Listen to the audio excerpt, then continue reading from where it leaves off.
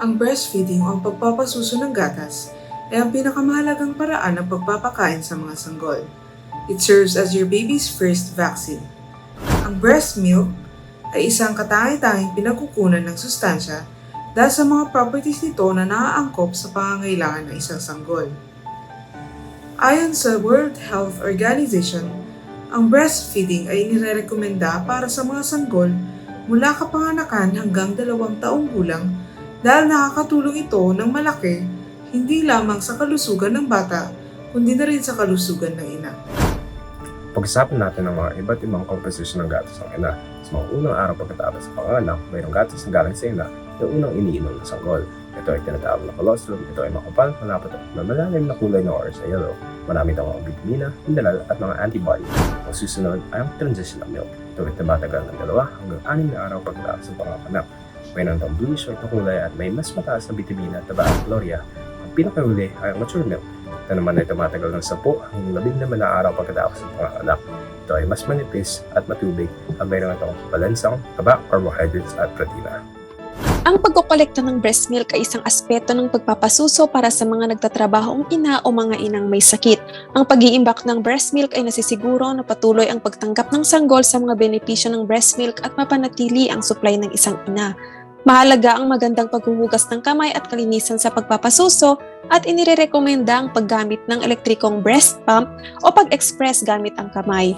Dapat na itago ang na-express na gatas sa magkahiwalay na bote bawat session at sundin ang first in, first out na panuntunan sa paggamit ng itinagong gatas. Ang tagal ng pagtatago ng breast milk ay depende sa temperatura at lokasyon ng pagtatago. Breast milk ay nagbibigay ng pinakamahusay na nutrisyon para sa mga bagong silang na sanggol at nagpapatibay sa ugnayan sa pagitan ng nanay at anak. Ito ay sa mga dahilan ng sumusunod. Una, taglay ng breast milk ang lahat ng nutrisyon. Ito ay mayaman sa antibodies. Pinabawasan din ito ang tsansa na magkasakit. Maaari din itong magpataas ng IQ. Makikita sa aking kaliwang bahagi ang isang poster na nagpapakita ng mga benepisyo ng breastfeeding.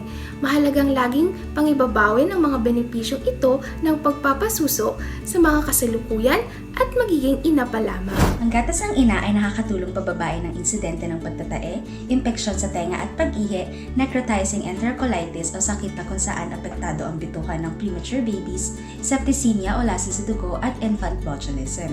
Nagbibigay proteksyon rin ito sa type 1 na diabetes, celiac disease, childhood cancer, at pati na rin sa mga allergies. Nakakatulong ito magpababa ng pagka-ospital at pagkamatay ng mga sanggol. Pinipigilan o pinapabagal nito ang pagsimula ng atopic dermatitis kung saan may inflamasyon, pamumula at pagkairita ng balat.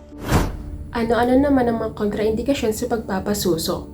Ilan sa mga ito ay kapag ang sanggol ay may sakit na galactosemia, ang ina ay positibo sa HIV o may sakit na tuberculosis na hindi nagagamot, ang ina ay may active lesion sa suso dulot ng herpes simplex virus o di kaya naman ay infected ng varicella zoster virus, HTLV, CMV at hepatitis B virus.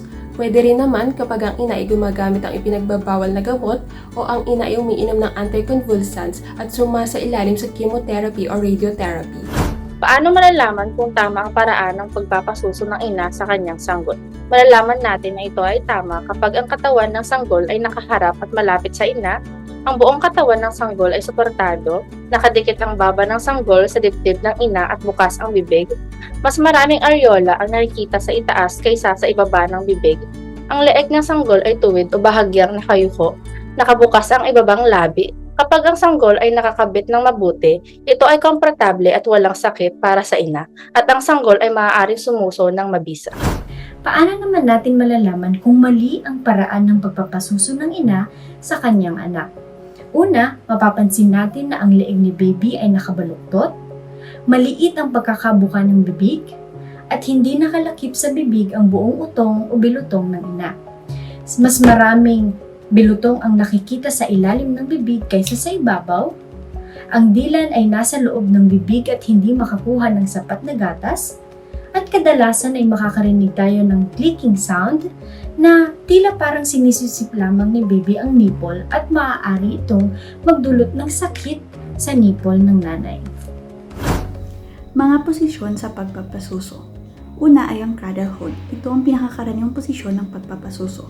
Pangalawa ay ang cross cradle hold.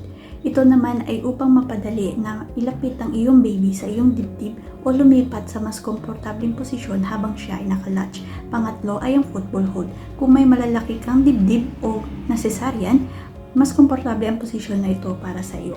Bukod pa dito ay kaya mo makapagpasuso ng dalawang baby ng sabay, lalo na kung ikaw ay may kambal. Pang-apat ay ang side laying. Ito ay isa ring opsyon para sa mga nagre-recover mula sa cesarean na panganganak. Ang mga malulusog na sanggol na pinapasuso ay may posibilidad na lumaki ng mas mabilis kaysa sa kanilang mga kapantay na pinapainom ng formula sa unang 2 hanggang 3 buwan ng buhay, ngunit bumabagal na mula 3 hanggang 12 buwan. Sa picture na to, makikita ang normal na chart ng paglaki ng mga batang eksklusibong pinapasuso. Kaliwa yung babae at lalaki naman sa kanan mula sa kapanganakan hanggang 1 taong gulang. Bumagal ang kanilang paglaki sa pagkatapos ng 1 taon, ngunit hindi lalampas sa isang linya. Habang ang mga eksklusibong binibigyan ng gatas na formula ay may mas mabilis na pattern ng pagbigat na lumalampas sa higit 1 linya patungo sa unang taon ng buhay. Mahalagang tandaan, ang UNICEF at WHO ay nire-rekomenda ang exclusive breastfeeding mula sa oras ng pagkapanganak kay baby hanggang sa unang 6 na buwan. Ibig sabihin nito, walang ibang pagkain o inumin kahit tubig ang pwedeng ibigay kay baby. Dahil ang breast milk ay mayroong sapat at wastong nutrisyon para sa mainam na paglaki ni baby. Nagbibigay din ito ng sapat na proteksyon at resistensya laban sa mga sakit at infeksyon. Dapat din nating alalahanin ang mga wastong posisyon at tamang pagdede ni baby upang masiguro natin na sapat ang nakukuwang gatas ni baby. At panghuli, laging sundin ang payo ng inyong doktor at bumalik sa mga itinakdang follow-up o check-up dates.